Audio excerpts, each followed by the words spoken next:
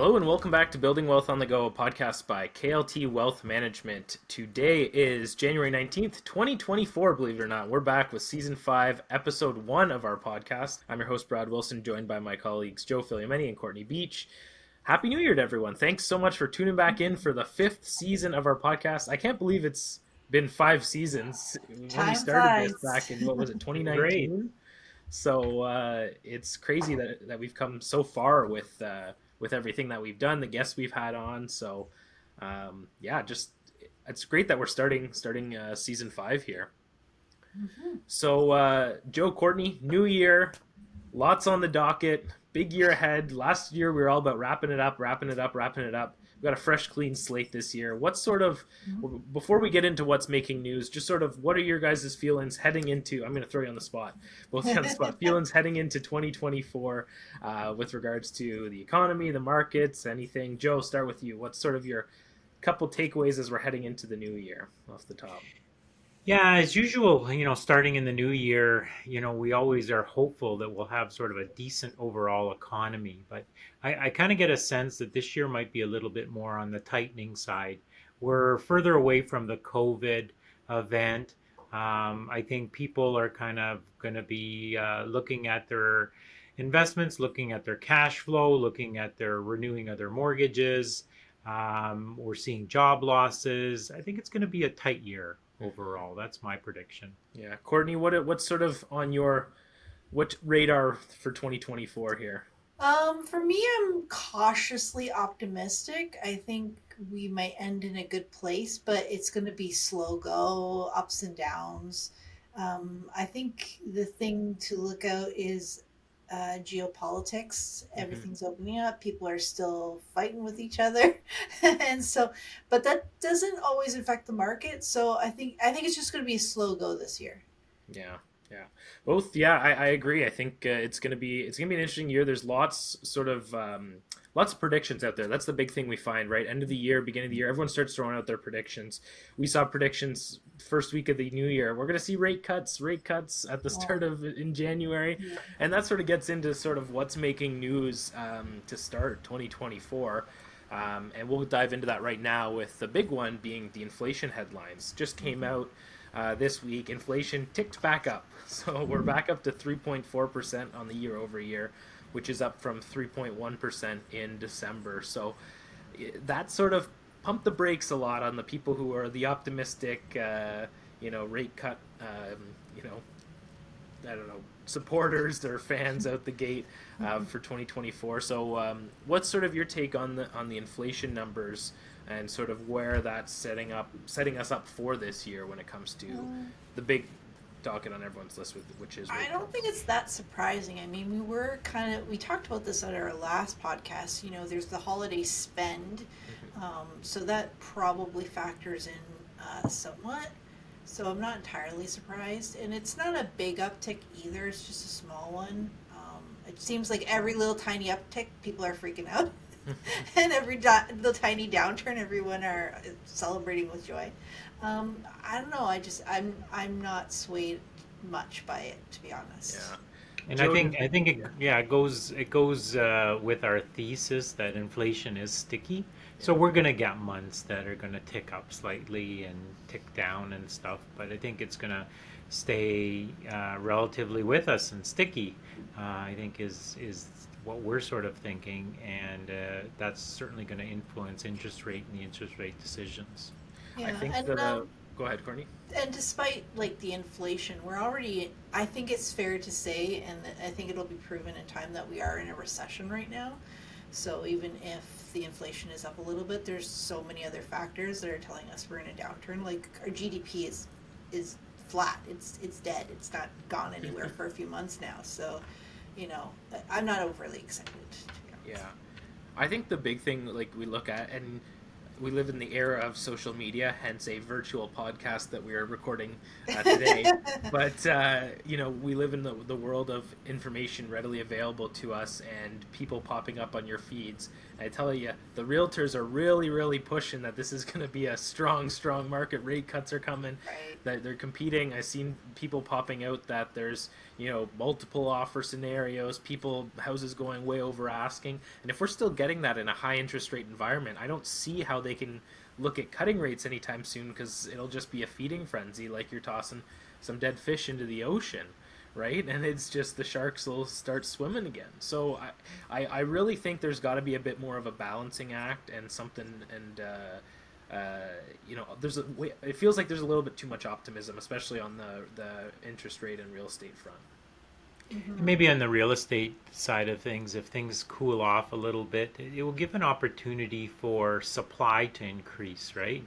The builders to build and stuff, and an increase in supply, and maybe kind of bring, pricing more to a normalized rate, whatever that rate might be, but and give an opportunity for young people to get into the housing market.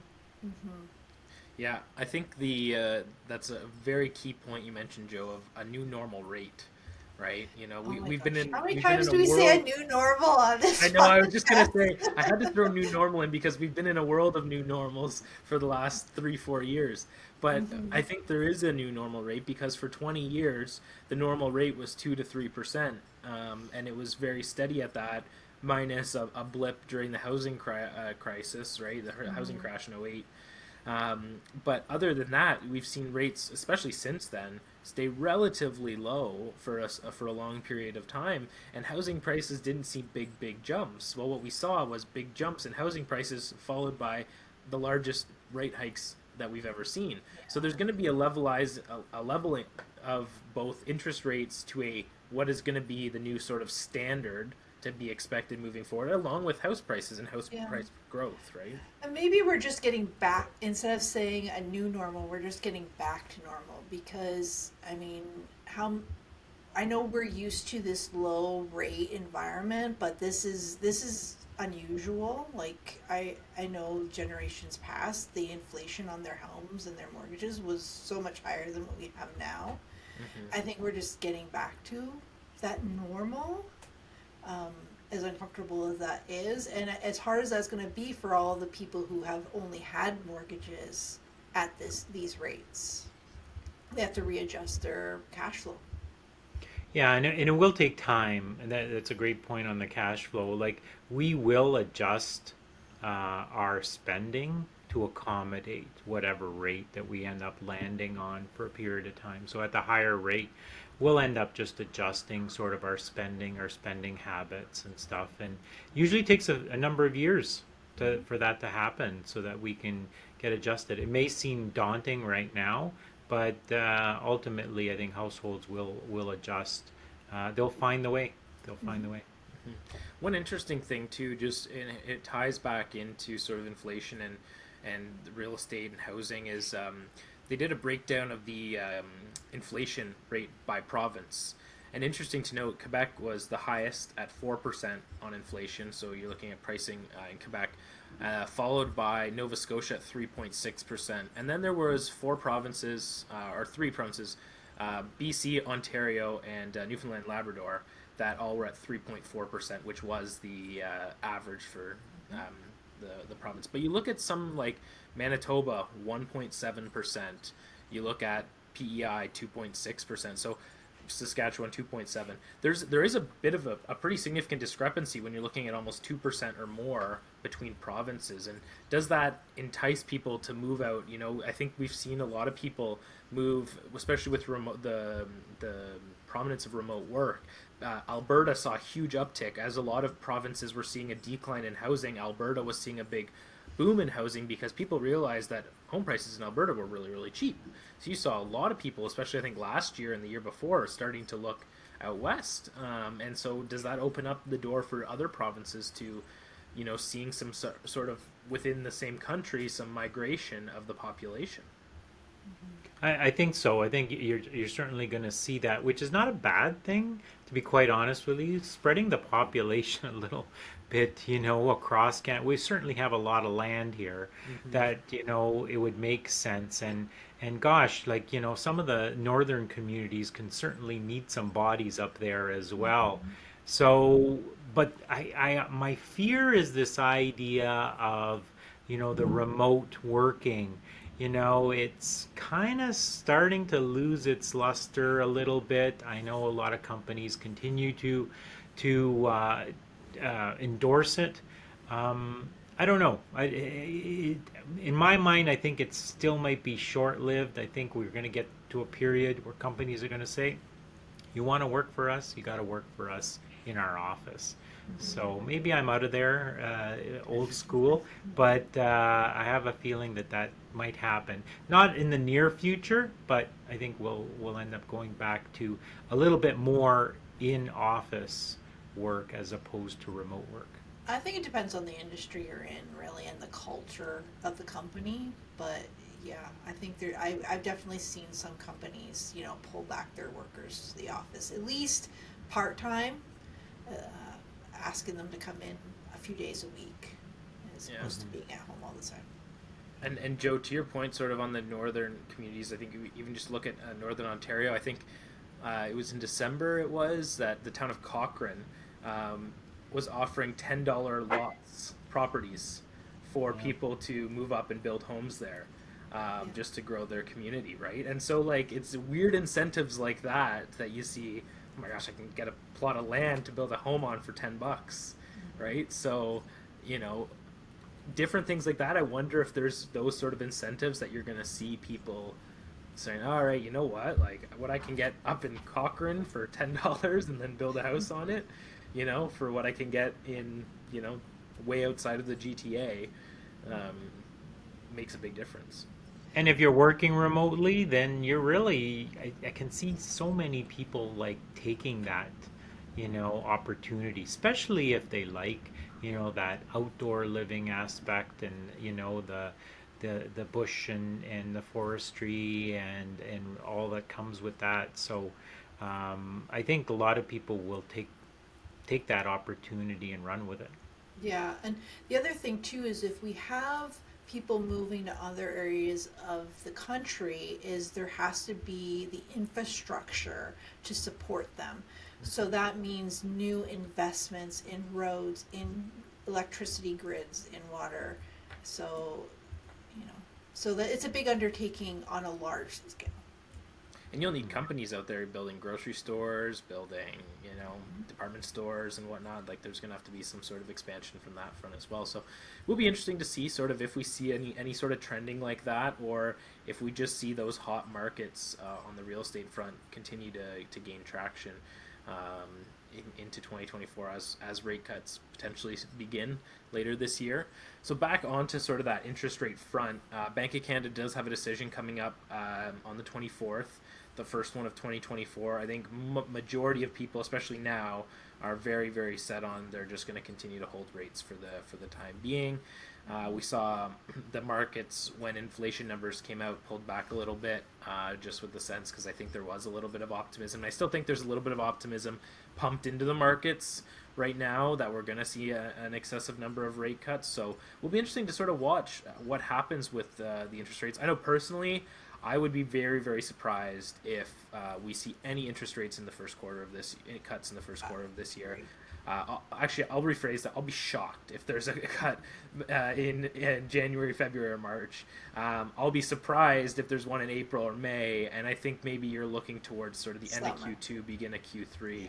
where we begin to see those rate cuts. I just think this first half of the year, like you kind of mentioned, Courtney, cautiously optimistic going into this year. I think that's a good way to put it because I think by the end of this year we might look back and say, "Oh, it wasn't a bad year." But I Mhm. think we have to be kind of careful of, like you mentioned, where the economy's at right now, where we're not out of this yet, and that's Yeah, what's a and big thing to let's remember. keep in mind, like the Bank of Canada, once they start dropping those rates, the the idea of them going back and increasing it later, they're gonna have like a riot on their hands if they do that. So they're probably gonna look to make sure that the interest rate is firm. Like they're probably, if anything, they might even wait a little too long to make sure that the interest rate is holding at what they want it to, the inflation, I mean, before they'll drop the rate. Yeah, they're certainly gonna be cautious in any rate drops, and I don't blame them and stuff. So, they want to get in control of this inflation, and I think this is really good for individuals, to have that mindset going into 2024 that it may be a rough year, and that might help them in the way in thinking in terms of their savings and their spending and whatnot. So it's not a bad thing heading into 2024. Yeah, it might not be the year to plan a big vacation or get a new car. It might be a year to kind of build up your emergency fund just in case and see what happens. Yeah, for sure. So I think let's pivot to a topic we haven't talked about in a while, but has been in the headlines recently, and that being Bitcoin. The US just approved 11 Bitcoin ETFs to be now traded. Now, in Canada, we've had access to spot ETFs, Bitcoin ETFs, since 2021. Spot ETFs meaning that they track the price of Bitcoin. It doesn't actually hold the underlying asset, but they track the price of the Bitcoin. So interesting to see that sort of being launched. And coupled with that, Bitcoin's dropped 10% since the launch of these ETFs, the price of Bitcoin. So further to the volatility, just interesting because, Bitcoin was such a big topic. I think especially early in COVID, we saw the boom of NFTs, crypto was going crazy, and it's been quiet on that field. But to that, Bitcoin had an over 100% year last year in terms of bouncing back its price from where it had dropped during that COVID boom. So, what are either your thoughts sort of on the approval of these ETFs? What do you think it does for the market? Do you see Bitcoin sliding in a bit more as an asset class? What are your thoughts there, Courtney?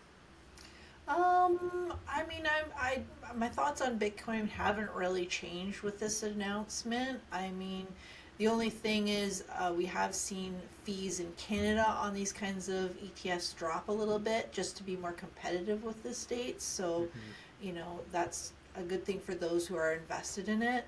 It's still a very volatile sector, and it's only for a select few that it's appropriate, really. I think it's feeding on the FOMO aspect of Bitcoin, and the unfortunate thing these companies are creating and repackaging these investment products, and people, they're going to look into this and they're going to say, oh, well, I didn't get in it way back when. Here's a chance to get in it through an ETF or a mutual fund that tracks it or whatever. Yeah. You got to be really cautious with stuff like that. An asset class, possibly at some point. I think, I think it's becoming more and more somewhat acceptable, but truly, you gotta take this with some caution here. And it's just it's a bit of smoke and mirrors. That's what I like to say. It's a bit of a smoke and Yeah. mirrors here. So you caution yourself when you're looking at investing on something like this. And the big rise we saw isn't really necessarily people being more interested in Bitcoin at all. It was just gamblers wanting to get in on the action right before the announcement. That's all they wanted. They wanted to ride that wave until it was accepted because they knew with the news that it was very highly likely it was going to be accepted within the next few days, and then sold as soon as they could to get get their bit of win. So they weren't any really serious investors at that point, to be perfectly honest. Yeah, I think Bitcoin, it's quite interesting. I think it's a fascinating space. I like to watch sort of where it's going. But, some people have likened it to gold as an asset class. And I say, well, if gold had an exponential volatility measurement, then sure. But, it's not gold, right? It's No. not a physical asset. It is a digital currency. It's not something that can be mined in the ground. It can be mined on a computer, but it can't be mined in the ground, and you can't tangibly hold it. And that's where I think a lot of people sort of still have the difficulty of grasping the concept of it. And it really does feel like you're buying something that's fake, right? Like what am I actually buying here? That's just it's something on a graph where I see a value go up and down 100% year to year to year, right? So Well, the thing is if the world collapses tomorrow, you can still have your gold under your mattress, but you're not going to have Bitcoin.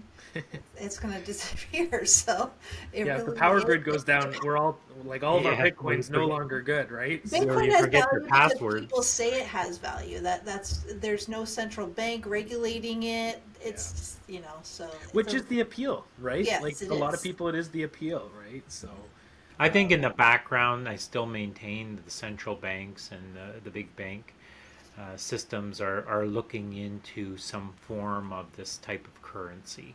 Hmm. So I wouldn't be surprised in the next 10 years that we see that, maybe five. Hmm.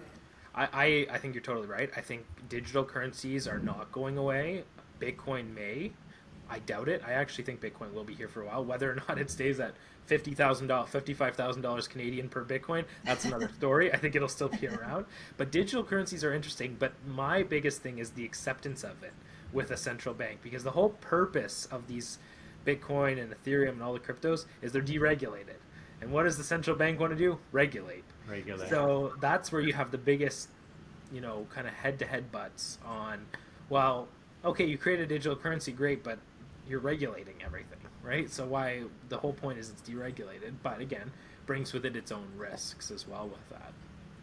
So For me, the most interesting thing about Bitcoin and these cryptocurrencies is the software and the hardware behind it, and how that can transform other sectors, mhm. and how is that investable? Yeah, I think the technology behind it may play a different role in society than it is right now with these various cryptocurrencies, right? So we may see an evolution of that on different scales. And I think a lot of people, the whole block idea of blockchain is being used in different areas now, in different aspects, and that's evolving. So it will be interesting to see, just with it popping back in the news and seeing sort of the rise in the last little bit. Interesting, and we'll keep an eye sort of on that lens. So, sort of before we're heading towards wrapping up, just a quick touch on the market so far. So we're almost 3 weeks into 2024. Markets are up about 1% approximately. It's been a really like a volatile year to start. We've seen swings of 1% in each direction on multiple occasions throughout this year, and I think that kind of lends to our feelings for the beginning half of this year that you got to be a little bit cautious and tiptoeing. Is this sort of a sign of what's to come in the next little while? Are we going to see this sort of volatility and swings in the market? Well, um, I mean, I know the percentages have gone up and down a lot in the last 3 weeks, but the VIX has been really Hmm. low for the last few months, unusually low from. Yeah. And so for those listening, the VIX monitors the volatility, and sort of you Mhm. can almost treat it as like a panic meter Yes. Yeah. within the market of how people are feeling and what their sentiment is with regards to the stock market. And so Yeah. when during COVID happened, the VIX spiked up, and a high VIX meaning there's lots of panic and angst in the markets. So Hmm. that is an interesting point, Courtney. You mentioned about the VIX being relatively low, that people maybe are just waiting it out. They're comfortable. Last year ended really strong. November, December were great months in the market.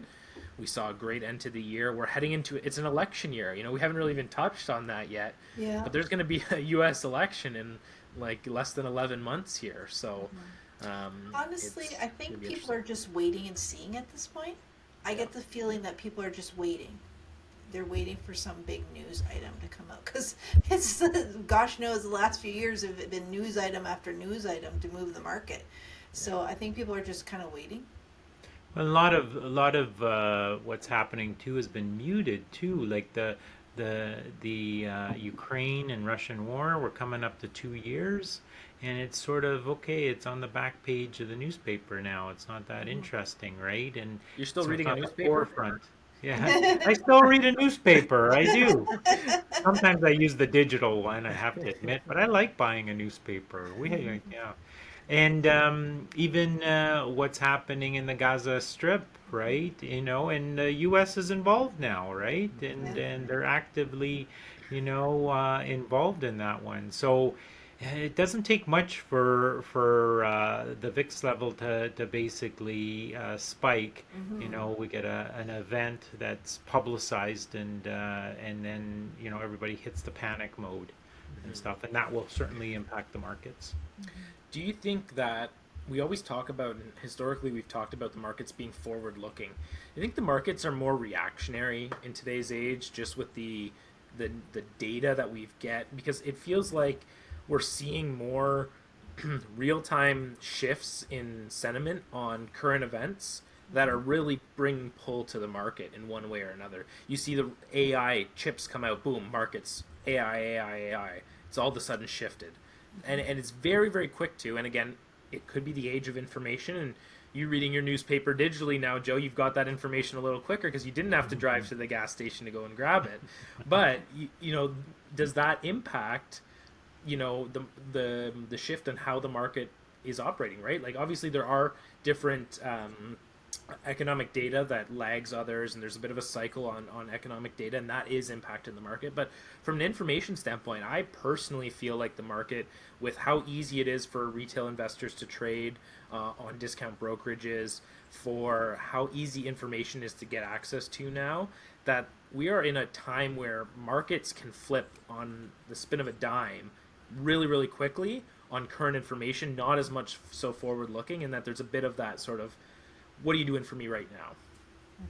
Yeah, great point. I think you're absolutely right, where the market's kind of lost its lens to the future to a certain degree. I think the traditional trading, continues to have that long term, that 6 to 8 months out.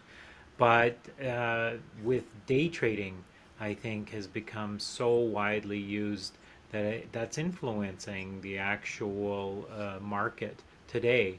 And so we're getting that mixed signal. Yeah. The other thing is you're talking about AI and immediate information is uh, AI isn't always accurate. Sometimes people like to put false information out there and use the AI.